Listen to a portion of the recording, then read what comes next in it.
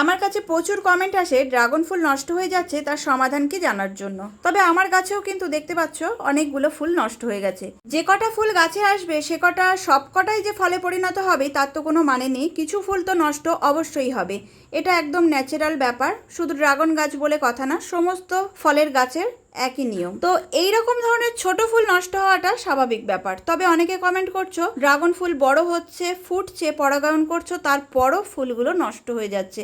এটা কিন্তু একেবারেই অস্বাভাবিক ব্যাপার। অনেকেই গাছে ফুল আসতে দেখে ভালোভাবে যত্ন নিতে শুরু করো, তার আগে খুব একটা যত্ন নাও না।